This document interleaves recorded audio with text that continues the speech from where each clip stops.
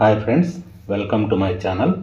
ఈరోజు మనం ఈ వీడియోలో 6వ తరగతి సైన్స్ టెక్స్ట్ బుక్లోని సజీవులు, లక్షణాలు మరియు ఆవాసాలు the living organisms, characteristics and habitats అనే పాఠం గురించి తెలుసుకుందాం. ఈ పాఠ్యాంశంలో పహేలి బోజో ఒక పర్యటనకు వెళ్ళినట్లు, ఆ పర్యటనలో ఒక యాత్రకు వీరు వెళ్తే అక్కడ ఋషికేశ్లోని గంగా నదికి వెళ్ళినట్లు, అక్కడ వివిధ రకాలైనటువంటి మొక్కలు, జంతువులను ఆ యాత్రలో పరిశీలించినట్లు మనకు తెలియజేయడం జరిగింది. గంగా నది ఋషికేశ్లో ఉంది.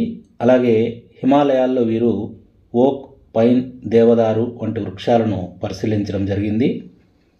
అలాగే రాజస్థాన్ ఎడారుల్లో ఒంటెలు, అలాగే ఎడారి మొక్కలైనటువంటి కాక్టస్ మొక్కలను పరిశీలించడం జరిగింది. అలాగే పర్వతాలలో మేకలు, జడల బర్రె మొదలైనటువంటి జంతువులను పరిశీలించడం జరిగింది. అలాగే వీరు పూరికి పర్యటించినప్పుడు అక్కడ సరుగుడు చెట్లతో నిండినటువంటి సముద్ర తీరాన్ని సందర్శించడం జరిగింది. అలాగే ఈ సముద్ర తీరం పైన అనేక రకాలైనటువంటి పీతలు, చేపలు, చీమలు మొదలైన వాటిని పరిశీలించడం జరిగింది. మరి ఈ పర్యటనలో వీరు ఏం గమనించారంటే, ఈ ప్రదేశాలన్నీ ఒకదాని నుండి మరొకటి చాలా విభిన్నంగా, కొన్ని చల్లగా, కొన్ని అతివేడిగా, పొడిగా, మరికొన్ని చాలా ఆర్ద్రతతో ఉన్నాయి. అయినప్పటికీ అవన్నీ అనేక రకాలైనటువంటి జీవరాశులను కలిగి ఉన్నాయని వీరు తెలుసుకోవడం జరిగింది.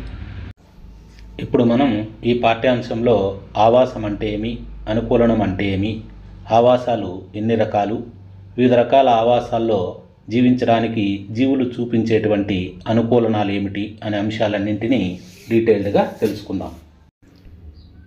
ఇప్పుడు మనం ఆవాసం, హ్యాబిటాట్, అనుకూలనం, అడాప్టేషన్ అంటే ఏమిటో తెలుసుకుందాం. హ్యాబిటాట్ లేదా ఆవాసం అంటే ఏమంటే, జీవులు ఏ ప్రాంతంలో నివసిస్తాయో ఆ ప్రాంతాన్ని ఆవాసం అంటాం. అంటే ఆవాసం అనగా నివాస స్థలము లేదా గృహం. ఈ ఆవాసం అనేది జీవికి ఆహారము, నీరు, గాలి, వసతి, ఇతర అవసరాలన్నింటినీ తీరుస్తుంది. అనేక రకాలైనటువంటి మొక్కలు, జంతువులు ఒకే ఆవాసంలో జీవిస్తాయి. అనుకూలనం లేదా అడాప్టేషన్ అంటే ఏమంటే, ఒక జీవికి తన పరిసరాలలో సహజంగా జీవించడానికి తోడ్పడే నిర్దిష్టమైనటువంటి లక్షణాలు లేదా కొన్ని అలవాట్లనే అనుకూలనమని అంటారు. జీవులు తమ వాతావరణ పరిస్థితులకు సర్దుబాటు చేసుకునే పద్ధతినే అనుకూలనమని అంటారు. జీవుల అనుకూలనం వాటి నివాస స్థలాన్ని బట్టి భిన్నంగా ఉంటుంది. అందువలనే చేప నీటికి వెలుపల, అలాగే ఒంటె సముద్రంలోనూ జీవించలేవు. మరి అనుకూలనం అనేది కొద్ది కాలంలో సంభవించదు. ఎందుకంటే ఒక ప్రాంతపు నిర్జీవ అంశాలు కూడా చాలా నెమ్మదిగా మారతాయి. ఏ జీవులైతే అనుకూలనం చెందలేవో అవి మరణిస్తాయి. అనుకూలనం చెందినవి మాత్రమే మనుగడ సాగిస్తాయి. జీవులు వేర్వేరు నిర్జీవ అంశాలకు విభిన్నమైన మార్గాలలో అనుకూలనం చెందుతాయి. దీని ఫలితంగా వివిధ ఆవాసాలలో వివిధ రకాల జీవులు అనేటివి ఏర్పడతాయి. జీవులలో తమ పరిసరాలలో కొన్ని మార్పులకు సర్దుబాటు చేసుకున్నటలో సహాయపడుటకు కొద్ది సమయంలో కొన్ని మార్పులు సంభవిస్తాయి. ఉదాహరణకి మనం మైదాన ప్రాంతంలో జీవిస్తూ ఒక్కసారిగా ఎత్తైన పర్వత ప్రాంతానికి వెళ్తే శ్వాస తీసుకోవడానికి, అలాగే శారీరక వ్యాయామాలు చేయడానికి కొద్ది రోజులు ఇబ్బంది పడవచ్చు. ఎత్తైన పర్వతాలపై ఉన్నప్పుడు మనము వేగంగా శ్వాస తీసుకోవాల్సిన అవసరం ఉంటుంది.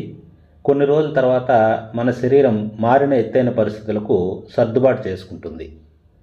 కాబట్టి పరిసరాలలో వచ్చేటువంటి మార్పుల వల్ల వచ్చే చిన్న సమస్యలను అధిగమించుటకు ఒక జీవి శరీరంలో స్వల్పకాలంలో వచ్చే చిన్న మార్పులనే వాతావరణ అనుకూలత లేదా అక్లమటైజేషన్ అని అంటాం.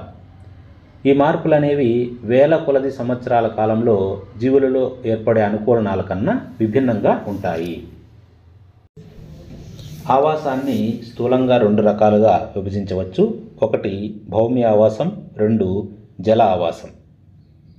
భౌమ్య ఆవాసం లేదా టెరెస్ట్రియల్ హ్యాబిటాట్ అంటే ఏమంటే, నేలపై జీవించేటువంటి మొక్కలు, జంతువుల యొక్క ఆవాసాలు.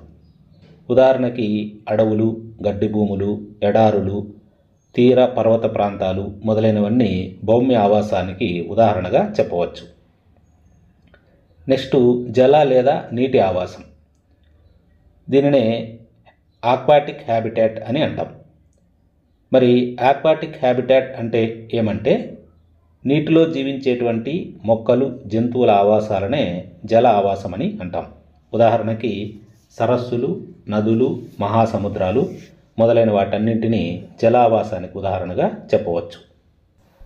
ఆవాసంలోని అంశాలు మనం పరిశీలించినట్లయితే ఆవాసంలో 2 రకాల అంశాలు ఉంటాయి. ఒకటి సజీవ అంశాలు, వీటిని బయోటిక్ కాంపోనెంట్స్ అని అంటాం. 2 నిర్జీవ అంశాలు, వీటిని ఏబయోటిక్ కాంపోనెంట్స్ అని అంటాం. మొక్కలు, జంతువులు, సూక్ష్మజీవులను సజీవ అంశాలుగా చెప్తాం. రాళ్ళు, మట్టి, గాలి, నీరు, కాంతి, ఉష్ణోగ్రత ఇవన్నీ కూడా నిర్జీవ అంశాల క్రిందికి వస్తాయి. మరి గాలి, నీరు, కాంతి, ఉష్ణం మొక్కల పెరుగుదలకు చాలా ముఖ్యం. నిజానికి ఇవన్నీ కూడా నిర్జీవ అంశాలు అయినప్పటికీ ఈ నిర్జీవ అంశాలన్నీ కూడా జీవులకు ముఖ్యమైనవే. ఇప్పుడు మనం ఆవాసాలలో ఒక రకమైనటువంటి భౌమ్య ఆవాసాల గురించి తెలుసుకుందాం. అడవులు, గడ్డి భూములు, ఎడారులు, తీర, పర్వత ప్రాంతాలను భౌమ్య ఆవాసాలుగా చెప్తాం. మొదట ఎడారుల్లో నివసించేటువంటి జంతువులు, మొక్కలు చూపించే అనుకూలనాల గురించి తెలుసుకుందాం. మనకు ఎడారి ఆవాసంలో అనుకూలనాలను చూపించేటువంటి ఒంటె గురించి మనకి ఇక్కడ ఇచ్చారు. ఒంటెలో ఎడారి జీవనానికి ఏ విధమైనటువంటి అనుకూలనాలు ఉన్నాయో ఇప్పుడు మనం పరిశీలిద్దాం. ఒంటె శరీర నిర్మాణం ఎడారి పరిస్థితులలో జీవించడానికి సహాయపడేదిగా ఉంటుంది. ఒంటెలకు గల పొడవైనటువంటి కాళ్ళు వాటి శరీరాలను ఇసుక నుండి దూరంగా ఉంచడానికి సహాయపడతాయి. అవి చాలా కొద్ది మొత్తంలో మూత్ర విసర్జన చేస్తాయి.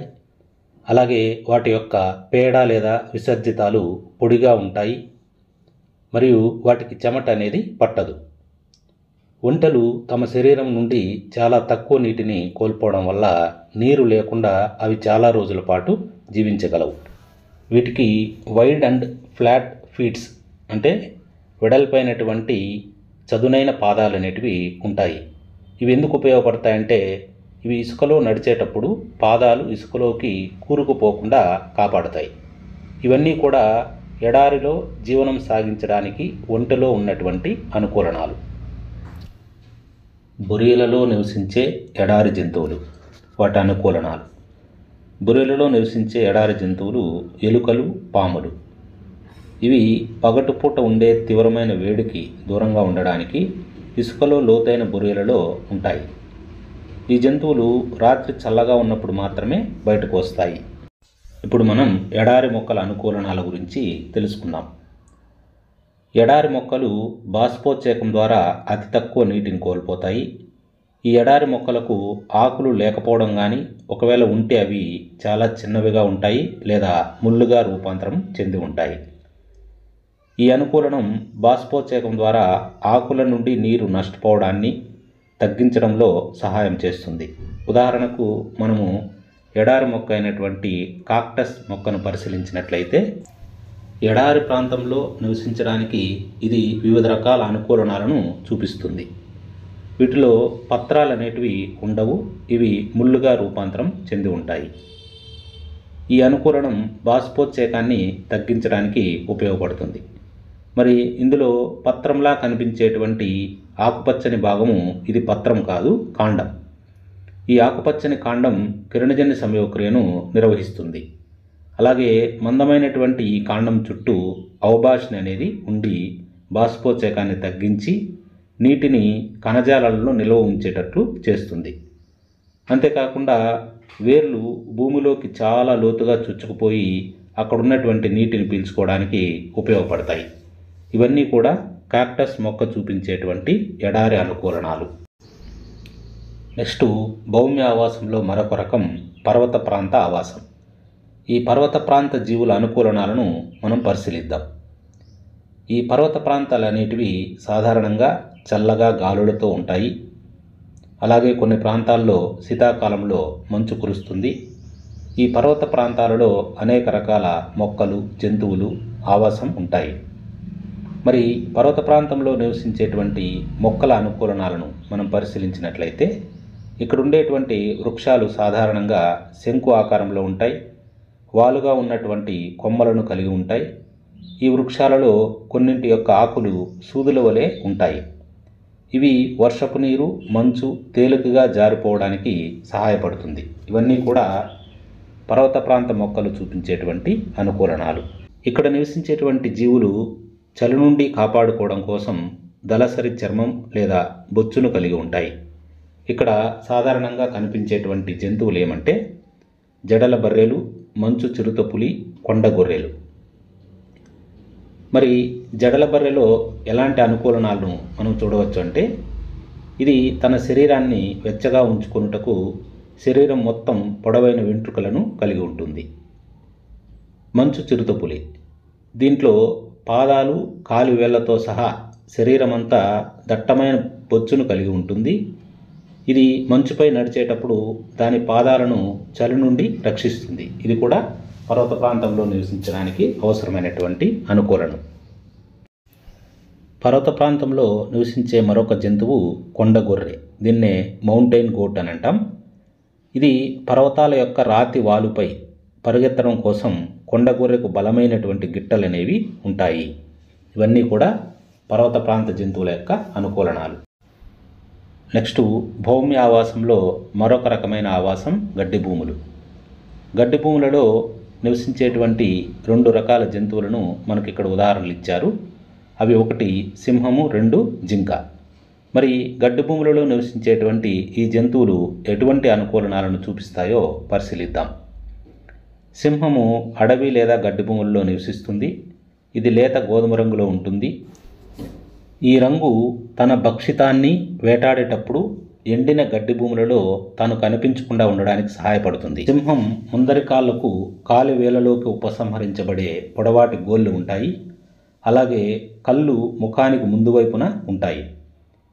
ఈ విధంగా కళ్ళు ముఖానికి ముందు వైపున ఉండడం వల్ల తన భక్షితం యొక్క ప్రదేశం గురించి సరైన అవగాహన కల్పిస్తుంది. ఇవన్నీ కూడా సింహం గడ్డి భూములలో నివసించడానికి అవసరమైనటువంటి అనుకూలనాలు. నెక్స్ట్, గడ్డి భూములు, అడవులలో నివసించే మరొక జంతువు జింక.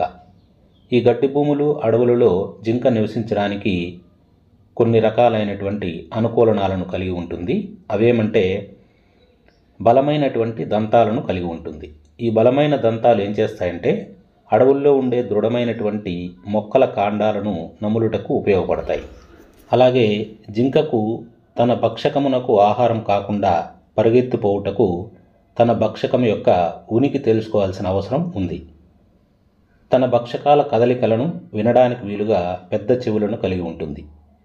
అలాగే తలకి ఇరువైపులా కళ్ళను కలిగి ఉండి అన్ని వైపుల నుండి ప్రమాదాన్ని చూడడానికి సహకరిస్తాయి.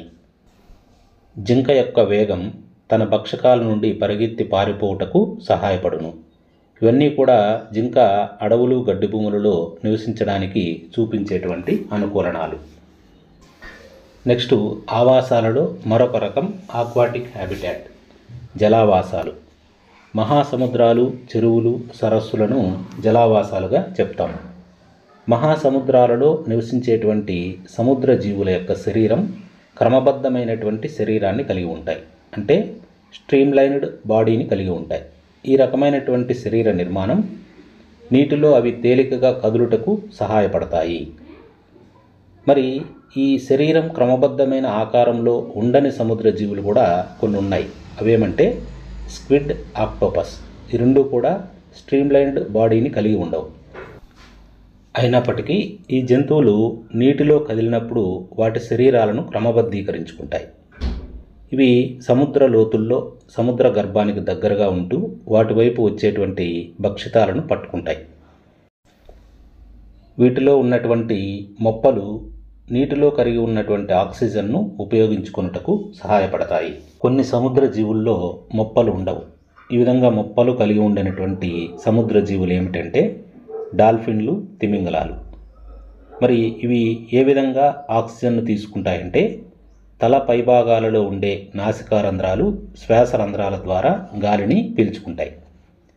ఇవి నీటి తలమునకు సమీపంలో అవి ఈదుతూ ఉన్నప్పుడు గాలిని పీల్చుకోవడానికి వీలు కలుగుతుంది. అవి గాలి పీల్చకుండా నీటి లోపల చాలా సమయం కూడా ఉండగలవు. గాలిని పీల్చడానికి అవి ఎప్పటికప్పుడు తలం వైపుకు వస్తూ ఉంటాయి. మనం ఎప్పుడైనా పరిశీలించినప్పుడు డాల్ఫిన్లు చేసేటువంటి ఈ ఆసక్తికరమైనటువంటి విన్యాసాలను దూరదర్శన్ వంటి కార్యక్రమాల్లో కానీ, సాగర జీవనానికి చెందినటువంటి చలనచిత్రాల్లో కానీ పరిశీలించవచ్చు. నెక్స్ట్, జలావాసంలో నివసించేటువంటి మరొక జంతువు చేపలు. ఈ చేపలు నీటిలో నివసించడానికి అనేక రకమైనటువంటి అనుకూలనాలను పొంది ఉంటుంది. అవేమిటంటే, చేపలు ప్రవాహమయ ఆకృతిని కలిగి ఉంటాయి, అంటే స్ట్రీమ్లైన్డ్ బాడీని కలిగి ఉంటాయి. ఈ ఆకారం ఏం చేస్తుందంటే చేప నీటి లోపల కదలడానికి సహాయపడుతుంది. అంటే పడవ ఆకారంలో ఉంటాయి చేపలు. చేప శరీరం పైన జారుడు స్వభావం కలిగినటువంటి స్కేల్స్, పొలుసులు అనేటివి ఉంటాయి. ఈ పొలుసులు చేపను రక్షిస్తూ నీటిలో సులభంగా కదలడానికి సహాయపడతాయి. చేపలు బల్లపరుపుగా ఉండేటువంటి వాజాలు, ఫిన్స్, అలాగే తోకను కలిగి ఉంటాయి. ఇవేం చేస్తాయంటే తోక అనేది వాటి దిశను మార్చడంలో ఉపయోగపడితే, అలాగే నీటిలో వీటి శరీరం సమతుల స్థితిలో ఉంచడానికి వాజాలు అనేటివి సహాయపడతాయి. చేపలు నీటిలో కరిగి ఉన్నటువంటి ఆక్సిజన్ను తీసుకోవడానికి వాటిలో మొప్పలు అనేటువంటి అవయవాలు ఉంటాయి. కాబట్టి చేపలో ఉన్నటువంటి మొప్పలు నీటిలో కరిగి ఉన్న ఆక్సిజన్ను ఉపయోగించుకోవడంలో సహాయపడతాయి. ఇవన్నీ కూడా చేప నీటిలో జీవించడానికి ఉన్నటువంటి అనుకూలనాలు. ఆక్వాటిక్ హ్యాబిటాట్లో నివసించే మరొక జంతువు కప్పలు. ఈ కప్పలు సాధారణంగా చెరువుల్లో నివసిస్తాయి. కప్పలు నీటిలోనూ ఉంటాయి, అలాగే నేలపైన కూడా ఉంటాయి. అందుకని వీటిని ఉభయచరాలు అని అంటాం, యాంఫీబియన్స్ అని అంటాం. మరి ఇవి నీటిలో నివసించడానికి ఏ రకమైన అనుకూలనాలు చూపిస్తాయంటే, వీటికి బలమైన వెనుక కాళ్ళు ఉంటాయి. ఇవి దుమకడంలో సహాయపడతాయి, అలాగే భక్షితాన్ని పట్టుకోవడంలో కూడా సహాయపడతాయి. అలాగే వీటికి తెడ్ల వంటి పాదాలు ఉంటాయి. ఇవి ఎందుకు ఉపయోగపడతాయంటే నీటిలో ఈదడానికి సహాయపడతాయి. ఇవన్నీ కూడా కప్పలు నీటిలో జీవించడానికి ఉపయోగపడేటువంటి అనుకూలనాలు. ఇప్పటి వరకు మనం ఆక్వాటిక్ హ్యాబిటాట్లోని జంతువులు, వాటి అనుకూలనాలను పరిశీలించాం. ఇప్పుడు ఆక్వాటిక్ హ్యాబిటాట్లోని మొక్కలు, వాటి యొక్క అనుకూలనాల గురించి తెలుసుకుందాం. చెరువులు, సరస్సులు. ఈ చెరువులు, సరస్సులు, నదులు, ఇంకా కొన్ని కాలువల్లో మనం మొక్కలు పెరగడాన్ని గమనిస్తాం. అక్కడ కనిపించేటువంటి మొక్కల రకాలను మనం పరిశీలించినట్లయితే ఆ మొక్కల యొక్క ఆకులు, కాండాలు మరియు వేళ్లను పరిశీలించినట్లయితే వివిధ రకాలుగా ఉంటాయి. మరి చెరువులు, సరస్సులలో మనం పరిశీలించినట్లయితే మొక్కలు 3 రకాలుగా ఉంటాయి. కొన్ని మొక్కల వేర్లు నీటి అడుగున గల మట్టిలో నాటుకొని పోయి ఉంటాయి. మరికొన్ని మొక్కలు నీటిపైన తేలుతూ ఉంటాయి. మరికొన్ని నీటి మొక్కలు నీటిలో పూర్తిగా మునిగిపోయి ఉంటాయి. మరి ఈ మొక్కలు నీటిలో నివసించడానికి ఎటువంటి అనుకూలనాలను చూపిస్తాయో ఇప్పుడు మనం తెలుసుకుందాం. భౌమ్య ఆవాసంలో ఉండేటువంటి మొక్కలలో మట్టి నుండి పోషకాలను, నీటిని శోషించడంలో సాధారణంగా వేర్లు అనేటివి ప్రధాన పాత్ర పోషిస్తాయి. కానీ నీటి మొక్కలలో అయితే ఈ వేర్లు పరిమాణంలో తగ్గించబడి ఉండి మొక్కను దాని స్థానంలో నిలిపి ఉంచడమే వేరు యొక్క ప్రధానమైనటువంటి పని. మరి ఈ మొక్కల కాండాలను మనం పరిశీలించినట్లయితే పొడవుగా, ఖాళీగా, తేలికగా ఉంటాయి. అలాగే కాండాలు నీటి ఉపరితలం వరకు పెరుగుతాయి. వాటి ఆకులను, పుష్పాలను మనం పరిశీలిస్తే ఇవి నీటి ఉపరితలం పైన తేలుతూ ఉంటాయి. మరి నీటిలో మునిగి ఉన్నటువంటి మొక్కలను మనం పరిశీలిస్తే ఇవి ఏ రకమైనటువంటి అనుకూలనాలను చూపిస్తాయి అంటే, మొక్కల భాగాలన్నీ కూడా నీటి క్రింద మునిగి ఉంటాయి. కొన్ని మొక్కలైతే సన్నని, పలుచని, రిబ్బన్ వంటి ఆకులను కలిగి ఉంటాయి. ప్రవహిస్తున్నటువంటి నీటిలో ఇవి వంగగలుగుతాయి. కొన్ని మొక్కల్లో ఆకులు ఎక్కువగా విభజన చెంది ఉండి వాటి గుండా ఆకులకు ఏమాత్రం నష్టం జరగకోకుండా తేలికగా నీరు అనేది పారుతుంది. ఇవన్నీ కూడా నీటి మొక్కలలో ఉండేటువంటి అనుకూలనాలు. నెక్స్ట్, జీవుల లక్షణాల గురించి తెలుసుకుందాం. ఇక్కడ ఎడ్వర్డ్ లియర్ రాసిన కంప్లీట్ నాన్సెన్స్ అనేటువంటి గ్రంథాన్ని మనం గుర్తుంచుకోవాలి. ఇది పరీక్షల్లో చాలా ఇంపార్టెంట్. కంప్లీట్ నాన్సెన్స్ అనేటువంటి గ్రంథ రచయిత ఎవరు అంటే ఎడ్వర్డ్ లియర్. సజీవులన్నీ కూడా కొన్ని నిర్దిష్ట లక్షణాలను కలిగి ఉంటాయి. వాటి గురించి మనం ఇక్కడ తెలుసుకోవాల్సిన అవసరం ఉంది. సజీవులన్నిటికీ ఆహారం అనేది అవసరం. అలాగే సజీవులన్నీ కూడా శ్వాసక్రియను జరుపుతాయి. అలాగే విసర్జన క్రియను కూడా జరుపుతాయి. ఈ సజీవులన్నీ కూడా పరిసరాలకు స్పందిస్తాయి. అలాగే సజీవులు పునరుత్పత్తిని కూడా చేస్తాయి.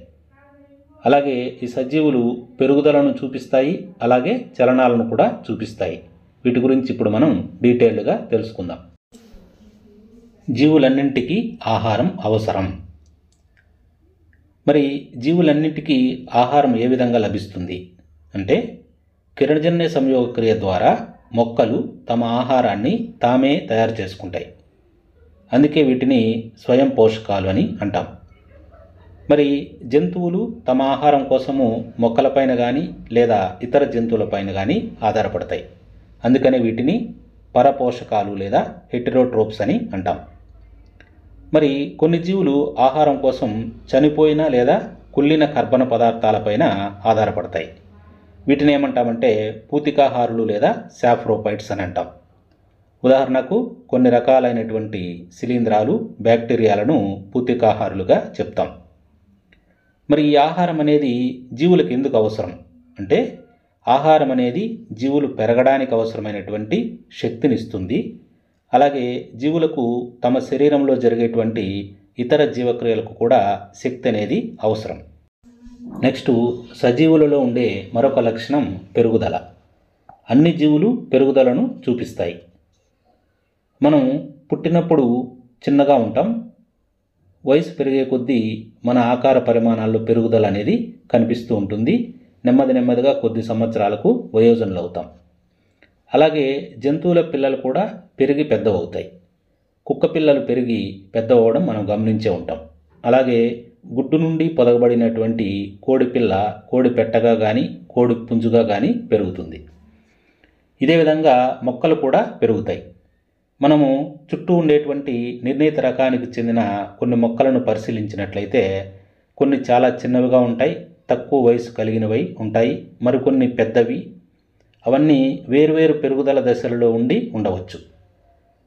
మరి మొక్కలను కొద్ది రోజులు, వారాల తర్వాత పరిశీలించినట్లయితే వాటిలో కొన్ని మొక్కలు పరిమాణంలో పెరిగాయని మనం గుర్తిస్తాం. అంటే పెరుగుదల జీవులన్నింటిలోనూ సామాన్య లక్షణంగా కనిపిస్తుందని దీని అర్థం.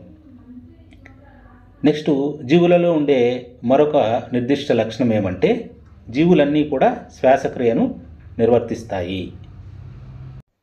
నెక్స్ట్, సజీవులు చూపించే మరొక ముఖ్యమైన లక్షణం శ్వాసక్రియ. జీవులన్నీ కూడా శ్వాసిస్తాయి. ఈ శ్వాసక్రియ జీవులన్నింటికీ అత్యావశ్యకం. మనం ఊపిరి పీల్చినప్పుడు గాలి బయట నుండి మన శరీరంలోకి వెళ్తుంది. మనం బయటకు వదిలినప్పుడు గాలి మన శరీరం నుండి వెలుపలికి వెళ్ళిపోతుంది. ఈ గాలి పీల్చడం అనేది శ్వాసక్రియ అనే ప్రక్రియలో ఒక భాగం. శ్వాసక్రియలో మనం లోపలికి పీల్చుకున్నటువంటి గాలిలో కొంత ఆక్సిజన్ మన శరీరం ఉపయోగించుకొని ఈ ప్రక్రియలో ఉత్పత్తి అయ్యేటువంటి కార్బన్ డయాక్సైడ్ను మనం బయటికి విడిచిపెడతాం. ఊపిరి పీల్చడం అనేటువంటి ప్రక్రియ మానవుల్లో వలె ఆవులు, గేదెలు, కుక్కలు, పిల్లులు వంటి జంతువుల్లో కూడా కనిపిస్తుంది. ఈ శ్వాసక్రియ ద్వారా తీసుకున్న ఆహారం నుండి శరీరం తనకు కావలసినటువంటి శక్తిని పొందుతుంది. శ్వాసక్రియ ప్రక్రియలో ఒక ముఖ్యమైనటువంటి భాగం వాయువుల వినిమయం. ఈ వాయువుల వినిమయానికి కొన్ని జంతువుల్లో విభిన్న యాంత్రికాలు అనేటివి ఉంటాయి. అవేమంటే, వానపాము చర్మం ద్వారా శ్వాసక్రియను జరుపుతుంది. అలాగే చేప నీటిలో కరిగి ఉన్నటువంటి ఆక్సిజన్ను ఉపయోగించుకొనుటకు మొప్పలను ఉపయోగిస్తుంది. అలాగే మొక్కల్లో మనం పరిశీలించినట్లయితే వాయువుల వినిమయము ప్రధానంగా ఆకుల ద్వారా జరుగుతుంది. ఈ పత్రాలలో ఉండేటువంటి సూక్ష్మ రంధ్రాలను మనము స్టొమాటా అంటాం. వీటి ద్వారా గాలిని పీల్చుకుని ఆక్సిజన్ను ఉపయోగించుకుంటాయి. అవి కార్బన్ డయాక్సైడ్ను గాలిలోకి విడిచిపెడతాయి. సూర్యకాంతి సమక్షంలో మొక్కలు ఆహారాన్ని ఉత్పత్తి చేయడానికి కార్బన్ డయాక్సైడ్ను ఉపయోగించుకొని ఆక్సిజన్ను విడుదల చేస్తాయి. ఈ ప్రక్రియను మనము కిరణజన్య సంయోగక్రియ అని చెప్తాం. ఈ విధంగా వాయువుల వినిమయానికి కొన్ని జంతువుల్లో విభిన్నమైనటువంటి యాంత్రికాలు అనేటివి ఉంటాయి. మొక్కలు తమ ఆహారం తయారు చేసుకునేటువంటి ప్రక్రియలో ఆక్సిజన్ను విడుదల చేస్తాయి. ఈ విధంగా మొక్కలు తమ ఆహారం తయారు చేసుకునే ప్రక్రియలో విడుదల చేసేటువంటి ఆక్సిజన్ తాము శ్వాసక్రియలో ఉపయోగించుకునేటువంటి ఆక్సిజన్ కన్నా చాలా ఎక్కువ. మరి శ్వాసక్రియ అనేది మొక్కల్లో రాత్రింబవళ్ళు జరుగుతుంది. ఇక్కడ ఈ పాయింట్ మనము జాగ్రత్తగా గుర్తుంచుకోవాలి. మొక్కలు తమ ఆహారం తయారు చేసుకునే ప్రక్రియలో విడుదల చేసేటువంటి ఆక్సిజన్ శ్వాసక్రియలో ఉపయోగించుకునే ఆక్సిజన్ కన్నా చాలా ఎక్కువ అనే అంశము మనం బాగా గుర్తుంచుకోవాలి. నెక్స్ట్, సజీవులు చూపించే మరొక ముఖ్యమైన లక్షణం ఏమిటంటే జీవులన్నీ ప్రచోదనాలకు ప్రతిస్పందిస్తాయి. మనం చెప్పులు లేకుండా నడుస్తూ ముళ్ళు వంటి పదునైన వస్తువుపై హఠాత్తుగా అడుగు వేసినామనుకోండి, అప్పుడు మనం ఎలా ప్రతిస్పందిస్తాం? అలాగే మనకిష్టమైనటువంటి ఆహారాన్ని చూసినా లేదా ఆలోచించినా ఎలా అనుభూతి చెందుతాం? అలాగే మనం ఒక చీకటి ప్రదేశం నుండి హఠాత్తుగా ప్రకాశవంతమైన సూర్యకాంతిలోకి వెళ్ళామనుకోండి, అప్పుడు ఏం జరుగుతుంది? మన కళ్ళు మారిన ప్రకాశవంతమైన పరిసరాలకు సర్దుకునే వరకు ఒక క్షణం పాటు వాటంతటవి మూసుకుపోతాయి. మరి ఇక్కడ పరిశీలించినట్లయితే మనకిష్టమైన ఆహారం, ప్రకాశవంతమైన కాంతి, ముళ్ళు, ఈ అన్ని సందర్భాలు మన పరిసరాలలో వచ్చినటువంటి మార్పులకు కొన్ని ఉదాహరణలు. అటువంటి మార్పులకు మనందరం వెంటనే ప్రతిస్పందిస్తాం. అంటే మనలను ప్రతిస్పందింపచేసే మన పరిసరాలలో వచ్చేటువంటి మార్పులనే ప్రచోదనాలు లేదా స్టిములై అని అంటాం. స్టిములై అంటే ఏమిటి? మనల్ని ప్రతిస్పందింపచేసే మన పరిసరాలలో వచ్చేటువంటి మార్పులే ప్రచోదనాలు లేదా స్టిములై. మరి ఈ విధంగా పరిసరాలలో వచ్చే మార్పులకు ఇతర జంతువులు కూడా ప్రతిస్పందిస్తాయా అనే అంశాన్ని మనం చూసినట్లయితే, ఆహారం ఇచ్చినప్పుడు మనం జంతువుల ప్రవర్తనను పరిశీలించామనుకోండి, ఆహారాన్ని చూడగానే ఒక్కసారిగా అవి హుషారుగా మారడాన్ని మనం గమనించవచ్చు. అలాగే మీరు ఒక పక్షి వైపు వెళుతున్నప్పుడు అదేం చేస్తుంది? ప్రకాశవంతమైన కాంతి తనపై ప్రసరించినప్పుడు అడవి జంతువులు పారిపోతాయి. అదేవిధంగా రాత్రులందు వంటగదిలో మనం లైట్ వేసామనుకోండి, బొద్దింకలు తాము దాక్కునే ప్రదేశాలకు వెళ్ళిపోవడం ప్రారంభిస్తాయి. ఇవన్నీ కూడా ప్రచోదనాలకు జంతువులు ప్రతిస్పందించడానికి ఉదాహరణలు. మరి మొక్కలు కూడా ప్రచోదనాలకు ప్రతిస్పందిస్తాయి. ఉదాహరణకి కొన్ని మొక్కలైతే పుష్పాలు రాత్రులందు మాత్రమే వికసిస్తాయి. కొన్ని మొక్కల్లో పుష్పాలు సూర్యాస్తమయం తర్వాత మూసుకుపోతాయి. మనకు బాగా తెలిసినటువంటి మరొక మొక్క టచ్ మీ నాట్. దీన్ని సాధారణంగా అత్తిపత్తి లేదా మైమోసా పుడికా అని పిలుస్తాం. ఈ టచ్ మీ నాట్ వంటి మొక్కలు ఆకులు ఎవరైనా వాటిని ముట్టుకున్నప్పుడు మూసుకుపోవడం లేదా ముడుచుకుపోవడం చేస్తాయి. అలాగే మొక్కలు ఎప్పుడూ కూడా సూర్యకాంతి దిశ వైపుకు పెరుగుతూ ఉంటాయి. ఇవన్నీ కూడా మొక్కలు పరిసరాలలో వచ్చేటువంటి మార్పులకు చూపించేటువంటి ప్రచోదనాలు. నెక్స్ట్, సజీవులు చూపించేటువంటి మరొక నిర్దిష్ట లక్షణం విసర్జన. జీవులన్నింటికీ ఆహారం అవసరమని మనం తెలుసుకున్నాం. మరి తీసుకున్నటువంటి ఆహారం అంతా పూర్తిగా వినియోగపడదు. కేవలం దానిలో కొంత భాగం మాత్రమే శరీరానికి ఉపయోగపడుతుంది. మరి మిగిలినది ఏమవుతుంది? ఇది శరీరం నుండి వ్యర్థాలుగా తొలగించవలసి ఉంటుంది. మరి మన శరీరం ఇతర జీవక్రియల్లో కూడా కొన్ని వ్యర్థాలను ఉత్పత్తి చేస్తుంది. జీవులు శరీరం నుండి ఈ వ్యర్థాలను తొలగించేటువంటి ప్రక్రియనే విసర్జన అని అంటాం. మరి మొక్కలు కూడా విసర్జిస్తాయా? అవి కూడా విసర్జన చేస్తాయి, కానీ జంతువుల్లో కనిపించినట్లు కాదు. మొక్కలలో ఇది జరిగేటువంటి విధానం కొద్దిగా భిన్నంగా ఉంటుంది. కొన్ని మొక్కలు ఏం చేస్తాయంటే తమకు నష్టం కలగకుండా తన శరీర భాగాల్లోనే తమ వ్యర్థ ఉత్పత్తులను నిల్వ చేసుకునేటువంటి విధానం ఏర్పాటు చేసుకుంటాయి. కొన్ని మొక్కలైతే తమ వ్యర్థ ఉత్పత్తులను స్రావాల రూపంలో తొలగించుకుంటాయి. ఉదాహరణకి మనం పక్క పటంలో చూపినట్లు గమ్సు, రెజిన్సు, లేటెక్స్ ఇవన్నీ కూడా మొక్కలు తమ వ్యర్థాలను స్రావాల రూపంలో తొలగించుకోవడానికి ఉదాహరణ. నెక్స్ట్, సజీవులలో ఉండే మరొక ముఖ్యమైన లక్షణం ప్రత్యుత్పత్తి. అంటే జీవులన్నీ తమలాంటి వాటిని ఉత్పత్తి చేస్తాయి. మనము పావురాల వంటి కొన్ని పక్షి గూళ్ళను ఎప్పుడైనా పరిశీలిస్తే చాలా పక్షులు తమ గుడ్లను గూళ్ళలో పెడతాయి. కొన్ని గుడ్లు పొదగబడి పక్షి పిల్లలు బయటకు వస్తాయి. ఈ విధంగా జంతువులు తమలాంటి వాటిని ఉత్పత్తి చేసేటువంటి ప్రక్రియనే ప్రత్యుత్పత్తి అని అంటాం. విభిన్న జంతువులలో వేరువేరు రకాల ప్రత్యుత్పత్తి పద్ధతులు ఉంటాయి. అంటే కొన్ని జంతువులు గుడ్ల ద్వారా వాటి పిల్లలను ఉత్పత్తి చేస్తాయి. వీటినే మనము అండోత్పాదకాలు అని అంటాం. మరికొన్ని జంతువులు పిల్లలను కంటాయి. వీటిని శిశోత్పాదకాలని అంటాం. జంతువుల్లో లాగానే మొక్కలు కూడా ప్రత్యుత్పత్తి జరుగుతాయి. జంతువుల వలె మొక్కలు కూడా తమ ప్రత్యుత్పత్తి పద్ధతుల్లో భిన్నంగా ఉంటాయి. చాలా మొక్కలు ఏం చేస్తాయంటే విత్తనాల ద్వారా పునరుత్పత్తి చేస్తాయి.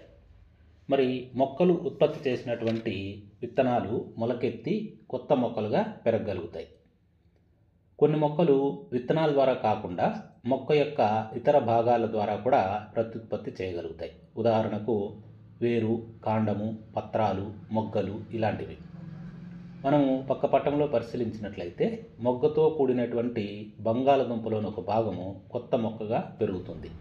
కొన్ని మొక్కలు ఛేదనాల ద్వారా కూడా పునరుత్పత్తి చెందుతాయి. ఉదాహరణకు గులాబీ, నేల గోరింటాకు మొక్కలు ఛేదనాల ద్వారా ప్రత్యుత్పత్తి జరుపుకుంటాయి. నెక్స్ట్, సజీవులలో ఉండే మరొక లక్షణం చలనం. జంతువులు ఒక ప్రదేశం నుంచి మరొక ప్రదేశానికి చలిస్తాయి. అలాగే శరీర చలనాలను కూడా చూపుతాయి. మరి మొక్కల సంగతి ఏమిటి? అవి కూడా చలిస్తాయా అంటే మొక్కలు సాధారణంగా మట్టిలో పాతుకొని ఉంటాయి. కాబట్టి అవి ఒక ప్రదేశం నుండి మరొక ప్రదేశానికి చలించవు. అయినప్పటికీ నీరు, ఖనిజాలు, అవి తయారు చేసుకున్నటువంటి ఆహారం వంటి విభిన్న పదార్థాలు మొక్క ఒక భాగం నుండి వేరొక భాగానికి ప్రసరిస్తాయి. మరి వేరే ఏదైనా చలనాన్ని మనం మొక్కలలో పరిశీలించగలమా అంటే పరిశీలించవచ్చు. అది ఎలాగంటే పువ్వులు వికసించడం, ముడుచుకోవడం, కొన్ని మొక్కలు ప్రచోదనాలకు ప్రతిస్పందించడం, ఇవన్నీ కూడా చలనాల కిందకే వస్తుంది. నెక్స్ట్ మనకి ఈ పాఠ్యాంశం చివరిలో జీవం అంటే ఏమిటి అనే అంశాన్ని ఇవ్వడం జరిగింది. దీన్ని అర్థం చేసుకోవడానికి మనం ఒక గోధుమల బస్తాలోకి మన చేతిని బలంగా నెట్టామనుకోండి. లోపల వెచ్చగా ఉందని మనకు అనిపిస్తుంది. మరి గోధుమల బస్తాలో కొంత వేడి ఉత్పత్తి అవుతుంది. మరి ఈ వేడి ఎక్కడి నుంచి వచ్చింది అంటే విత్తనాలు శ్వాసించి ఆ ప్రక్రియలో కొంత ఉష్ణాన్ని బయటికి విడుదల చేస్తాయి. కొన్ని ఇతర జీవక్రియలు చాలా క్రియాత్మకంగా లేకపోయినప్పటికీ శ్వాసక్రియ ప్రక్రియ మాత్రం విత్తనాలలో జరుగుతుందని మనం గమనిస్తాం. మరి జీవం అంటే ఏమిటి అనే ప్రశ్నకు జవాబు ఇవ్వడం అంత తేలిక కాకపోవచ్చు. ఏదేమైనప్పటికీ మన చుట్టూ ఉన్న జీవుల భిన్నత్వాన్ని అంతటినీ చూశాక లైఫ్ ఈజ్ బ్యూటిఫుల్ అని మనకు అర్థమవుతుంది.